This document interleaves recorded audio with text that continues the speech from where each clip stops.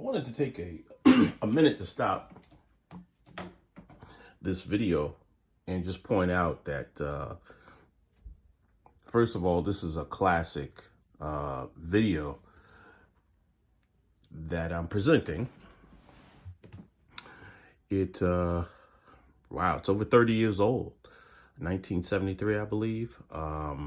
Starred Sean Penn and Esai Morales. It's called Bad Boys. Pardon me. And this movie centered around, obviously, criminal behavior in which Sean Penn's character ends up accidentally, while trying to escape the police after, committing an attempted robbery, he accidentally runs over the antagonist in this movie, portrayed by Esai Morales, Paco Moreno. He kills his little brother by accident, and he ends up escaping the realities of an adult sentence because he's a juvenile at the time. So he's been committed to a juvenile justice facility for a period of time, and then he'll be eligible for release back into mainstream society after he completes his time. Now, of course, this movie being 70s era, the criminal codes were different than they are now. Now, using today's standards, if a juvenile commits a serious felony, they can be waived up and charged as an adult and receive all the penalties of an adult. Now, is that tragic? It is, because it of course wipes out any opportunity of absolvement. But nowadays that would be impractical because of the severity of the criminal offenses. Ironically, this movie takes place in Chicago. So the entire setting for this movie is in Chicago, right? Chicago 2 or 3 years ago probably had one of the most vicious crimes that I can think of to date. 4 young African-American juveniles decided to go on a robbery spree. They stole a car. They were going around Chicago sticking people up. And Chicago gets a bad rap for being an incredibly violent city. But the truth is, it's no different from parts of New York, Baltimore, and other municipalities that have a high density urban population. It's going to get a little hectic, right? However, these 4 young men that were in a car robbing people caught an off-duty female police officer who had just finished her shift in the city of Chicago. She was headed home. Matter of fact, she had just pulled up in front of her house. And they thought they would rob her. Well, they got out with guns. A gunfight ensued. She was struck and killed. And it was sad because she was 24 years old. So this woman was promising. She had a promising career in front of her. Her mother, man, it was just completely devastated. And she was completely genuine and so poised at probably the worst time of her life. She said for all the time that she poured into her daughter and pushed her to become representative of the best. The sad part is that the 4 boys, nobody poured that same type of energy into them. And, when they got picked up and they were brought into custody, they were saying a lot of crazy, look at the work I put in. I mean, just no remorse whatsoever. So this was just a movie of the time that was considered very powerful at the time. But Bad Boys is one of those classic movies, man, that had a lot of positive, good elements to it. It didn't just focus on the stereotypical weirdness that you would get in most of these prison movies, but it focused on rehabilitation, and trying to trying to change some people's lives. So this guy is actually an admin person that, as you can see by his look, I forget this guy's name, but he always played a very serious brother in movies that looked like he definitely tighten you up if you was out of pocket. Notice how that belt is nice and tight. Looks like, excuse me, it looks like if he takes that belt off, he is no stranger to putting in work with that belt. You know, and he looks like he's pretty fit. He got some big guns, good shoulders, good chest build. So, you know, if he's taking that belt off to get at you, you're going to know that you've been got. So we're going to dive back into this because from what I understand, the content needs to be more broad and it needs to have more of a documentary feel. So for a lot of people that don't know about this movie, it's actually worth a watch. For those of you who do know about it, it will jog your memory. And, you know, you'll kind of chuckle at this. And I invite comments to let me know when you first saw this movie and what you thought of it and, you know, what you think of the commentary. And for those who have never seen it, I hope this at least encourages you to watch the movie. I'm only going to give you about 12 minutes or so. Some of the more powerful scenes or more powerful parts of this movie we can dive into. But this is the admin portion. And there's several sections of this movie that were kind of crazy. But, you know, Bad Boys is definitely worth a watch. Sean Penn, Esai Morales, as Paco Moreno. That's probably the one thing I remember about this movie. My man, Paco Moreno. So, you know, let's check it out. And the other scenes will be blended in as with context as well. So let us proceed.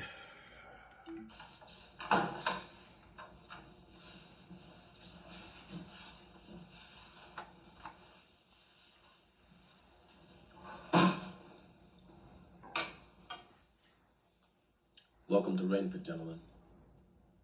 My name is Gene Daniels. I'm one of your supervisors. Call me Mr. Daniels. I like that. Don't call me anything else. You've been assigned to Dorm C. That's our special circumstances dormitory for critical offenders. Your fellow inmates are murderers, armed robbers, rapists, and mental defectives, just like yourselves. They've graduated top of the class. You will be treated with respect. If you treat others with respect, I suggest you stay cool and follow all the rules. Your crime is not that you got caught, but the crime itself. Remember that. Hopefully, you will realize that what you did was wrong. Hopefully, you will never do anything like that again. This is a juvenile facility. That means you are not in charge of the zoo. We are. If you think you're hip, you're not. If you were, you wouldn't be here. Have I made myself understood? Yes, Mr. Daniels. Yes, Mr. Daniels. That's better. Let's go, gentlemen. Bags up.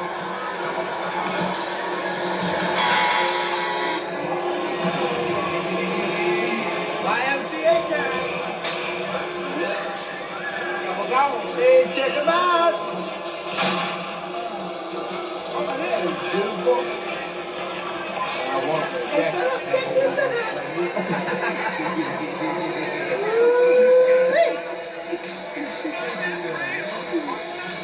Mira, baby. Little one's cute. Like cute. Little dark me. Right. Hey.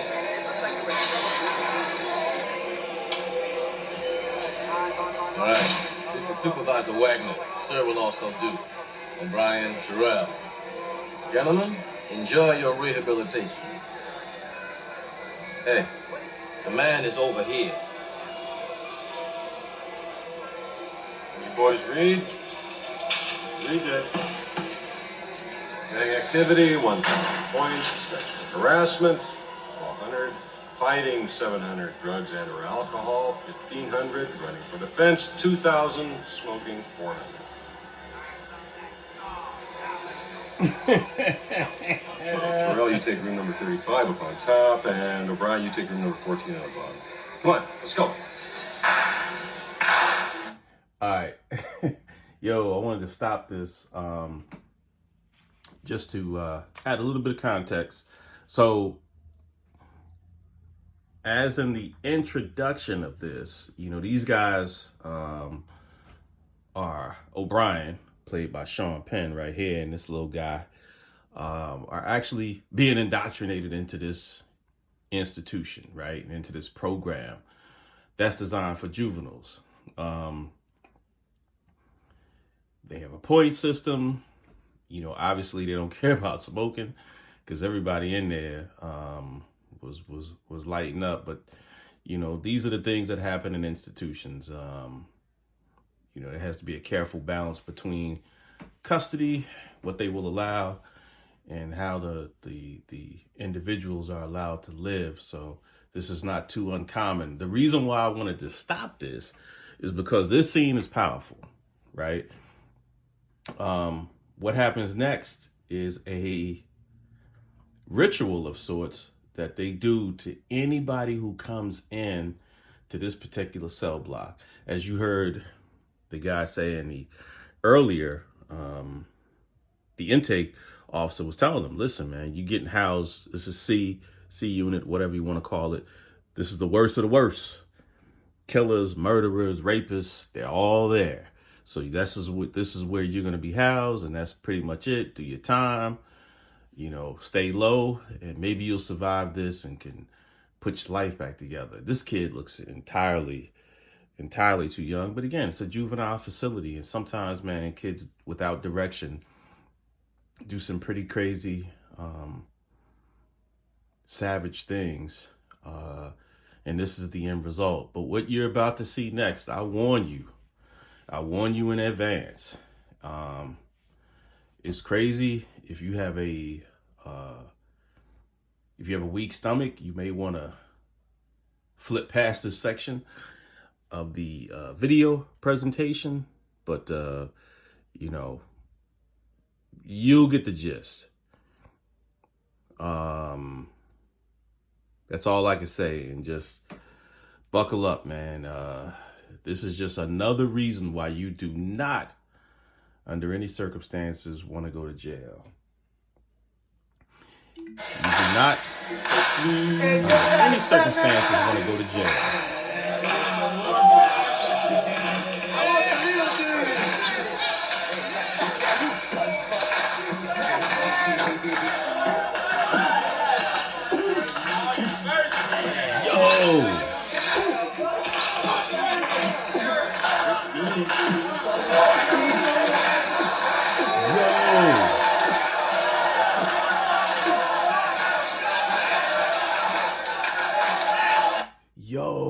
Yeah, what you saw is what you saw, man. This dude got a face full of spit.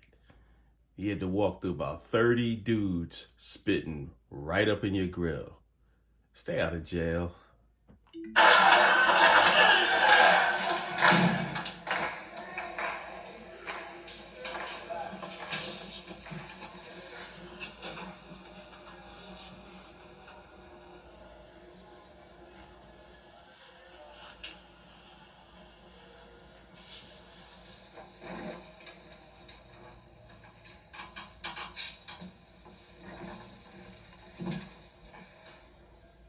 So, how do you like it so far?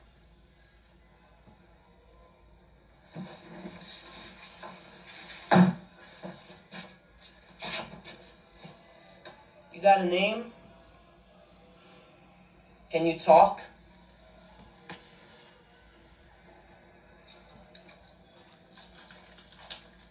Smoke?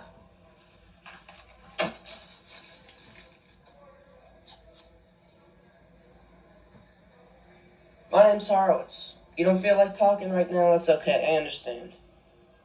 But you understand I really don't want to fucking mute in my cell, because I like a little conversation sometimes, okay?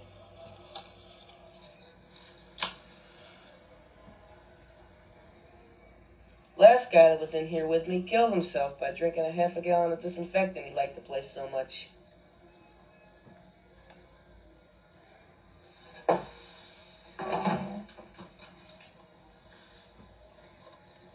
My name's O'Brien. Shit. Fucking Mick.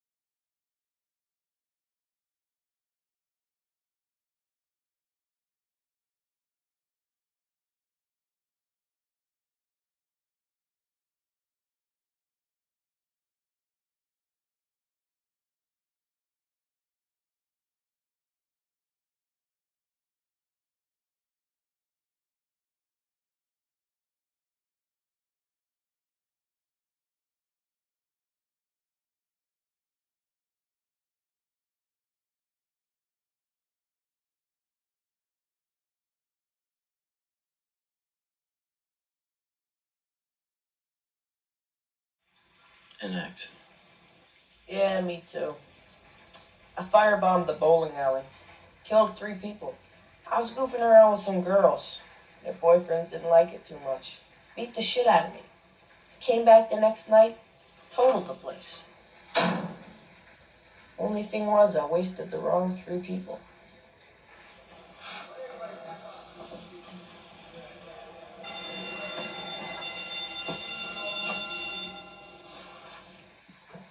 Well, time to get counted. Yo, look at this kid. Look at this kid. I mean, think about it.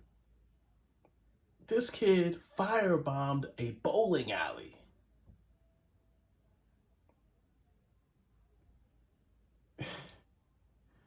And things haven't changed that much, man. You still have the same type or same level of savagery that exists in our society today. Um, it's just different levels of crime. Uh, I wouldn't exactly call them more savage, but in some ways, just as destructive. But, now these guys they're about to be counted by some individuals that represent a prison hierarchy of sorts. I guess uh, back when I was working custody, we would call these guys trustees, and they would be the ones that would kind of go and, they were empowered to do certain things for us, et cetera, et cetera. So here's the interaction with that.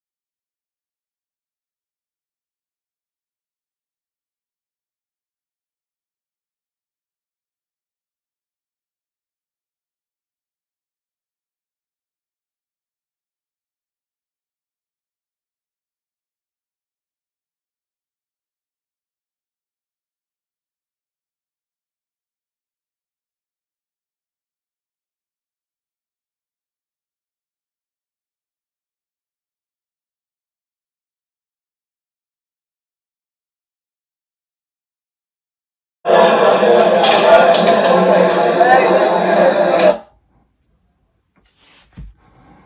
as you can see, this is the, savage reality of just life in general. You're always going to have somebody being a bully.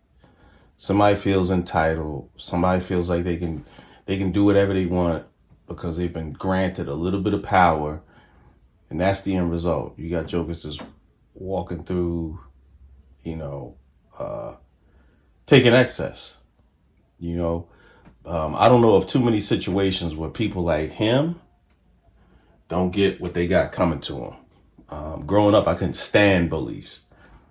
Couldn't stand them. I never got picked on, and if I did, it was an automatic fight. I wasn't the type that was gonna be getting terrorized. Now we gonna resolve this. We ain't waiting until after school. You the duke of the class. We're gonna find out as soon as the teacher leaves to go on a bathroom break. We gonna move the furniture around for sure. But that wasn't something I was tolerating. Never have, and I have a strong disdain for it. Even more so now, because now it's electronic. People can bully other people with their cell phones, which this was at least a lot more honorable because you had to punk somebody in their face. You know what I'm saying? So, if they didn't, if they defended themselves, that was cool. If they didn't, so be it. But check it out. This is the cafeteria.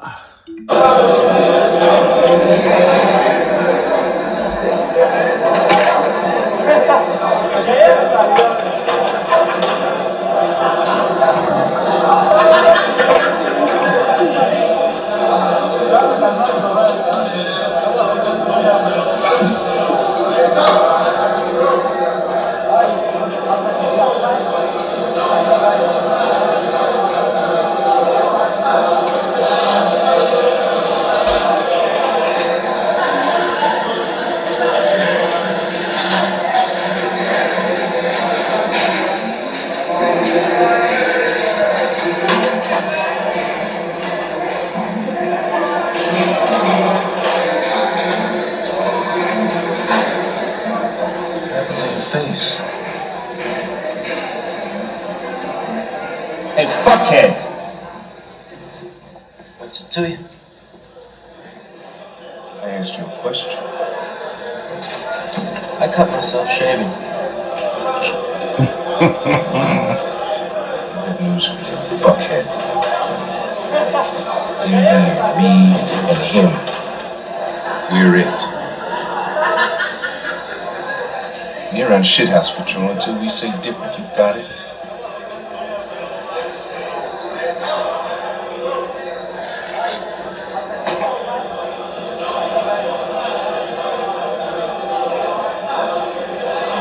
Oh, come on, yo.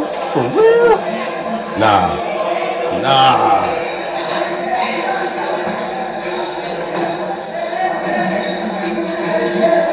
Nah, man. Look, yo. I gotta stop this. I gotta stop that right there.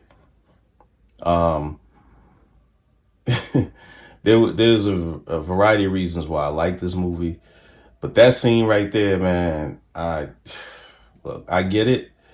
You gotta stay out of trouble and, try to earn some good favor and credits so that you can get up out of there. But that right there, yeah, we would have had to move some furniture around for sure. And if not right there, I want all the smoke. I want the hands. We shooting a fade for sure. You can't get away with something like that. You put a boogie in my food, man. We gonna do a boogie. I'm gonna have you doing the puffy dance. No lie. No lie.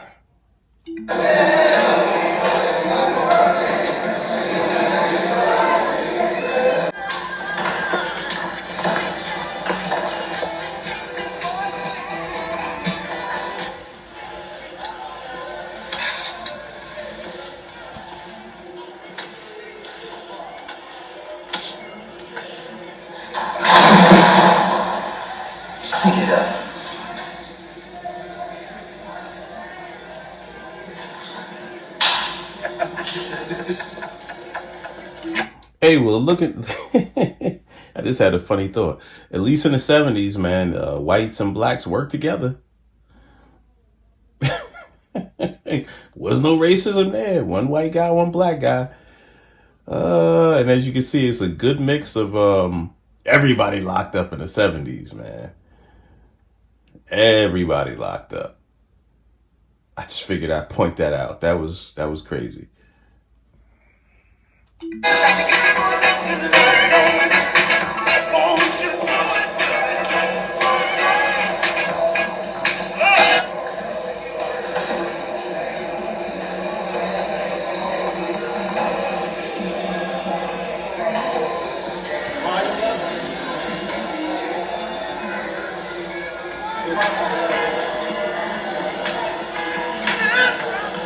Smokes?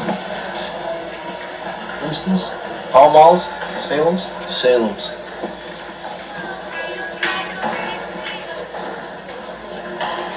$10.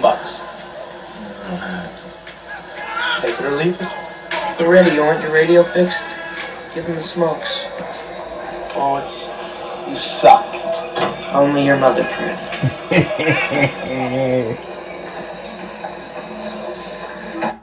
I like my man.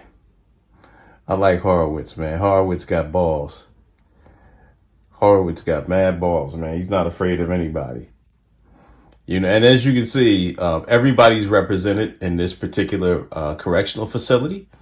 So for all you race baiters and race haters, we got an Asian. We got a, looks like an Italian dude. We got a Polish guy. We got a Jew. We got blacks. We got everybody. We got all colors under the rainbow, man. And I'm pretty sure we got some of them represented in here as well. No offense to anybody watching.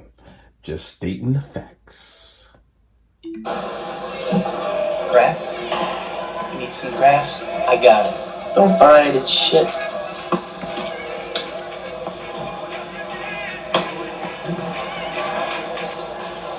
Horowitz? You better have it ready by Friday. Oh, your ass is grass. Don't worry about it. Now, mind you, as a side note, those cartons back then were probably like $3 for a carton of smokes. $3. Now they're like $30. So back then, that was a serious form of currency.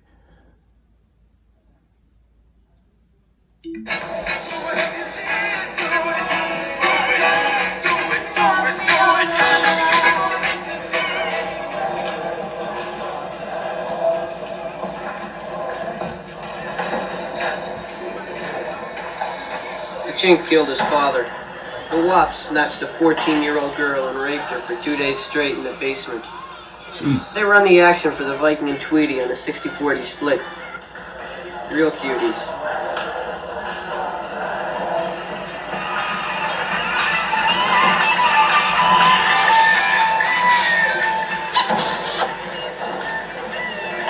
Really sweet.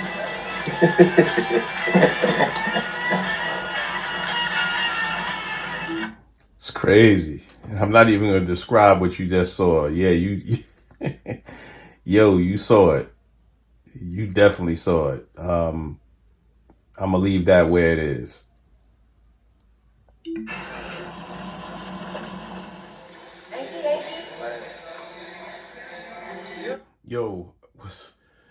What's so deep about this particular scene right here is this is the same little guy that got brought in with O'Brien in the beginning of the movie when he first got sent to the juvenile facility. And he senses that the sissies is on the prowl, man. The booty bandits is out, man, and he already strapping up. I gotta admire this kid's heart because he can't be any older than 12, I'd say. You know what I'm saying? And maybe 13, he's ready. And it's sad when you think of somebody being put in that situation. But hey, look, man, you gotta do what you gotta do, right? So I just wanted to make that observation kind of plain and point that out.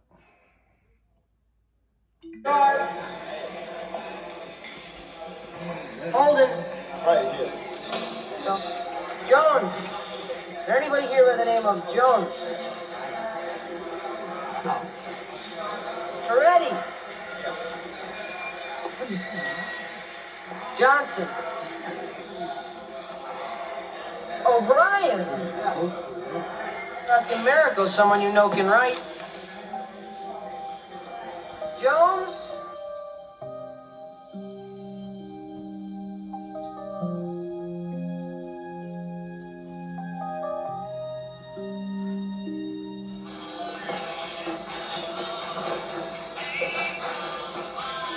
You already know what time it is. Now remember, the young boy, he already done seen what's brewing. So he knows what time it is. And it's savage, man. And it's still going on. Guys in these institutions, ladies, beware. Because not everybody that comes back to you is straight up and down. Some of these dudes is floating. And I ain't talking about on water or anything like that. They've been doing some strange things behind them walls. And just, buyer beware, be careful.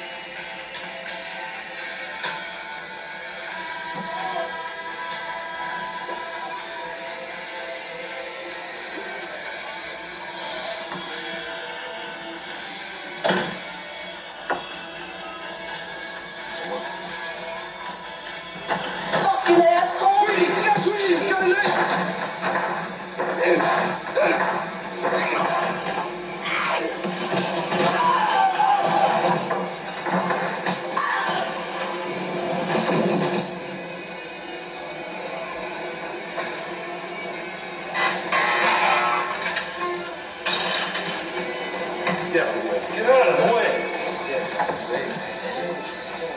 Let's get out of here. Let's go. Come on. Let's go. That's crazy.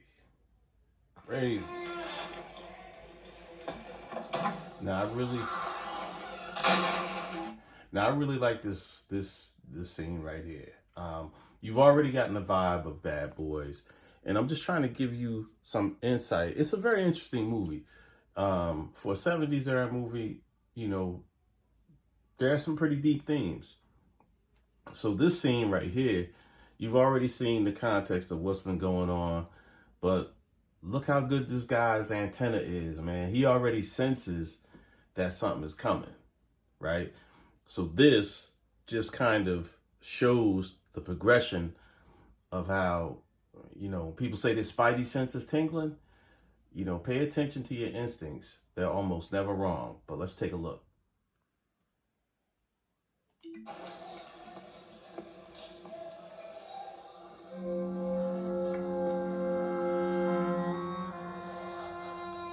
They're watching him.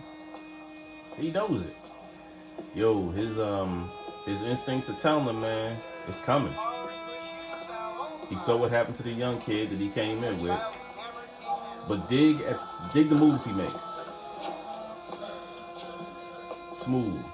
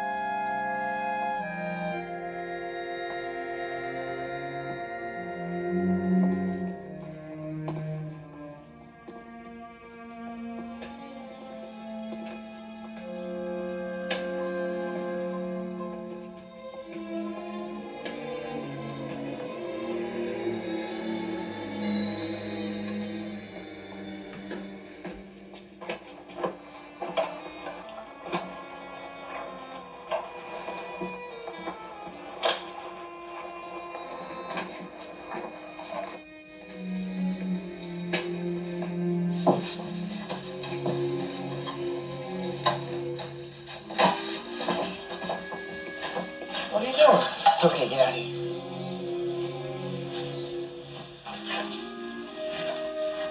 Hey, look, man, if there's gonna be trouble, It's okay.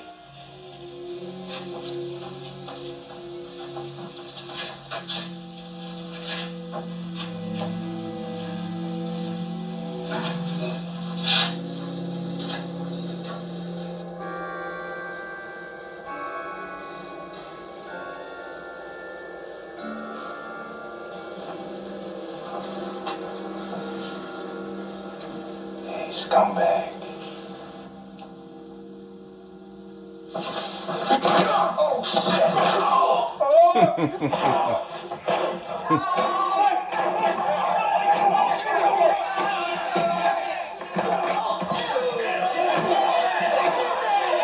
Yeah.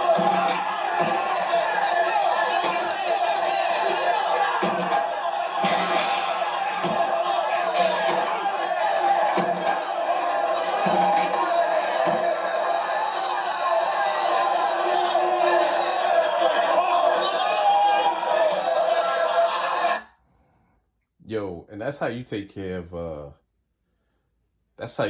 predators. I love this movie for that scene right there. Because he took care of him. And I think anybody in their right mind, under the same set of circumstances, would have done the exact same thing. And it doesn't even have to be an institutional setting. You see something like that coming, you react to it, you adapt, and you overcome. Plain and simple. I love that scene for that reason. Get them bullies. Get them.